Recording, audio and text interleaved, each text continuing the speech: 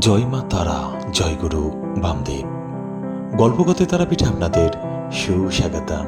আজ প্রথমেই আপনাদের দর্শন করাবো বাবা চন্দ্রচূড় ভৈরবকে।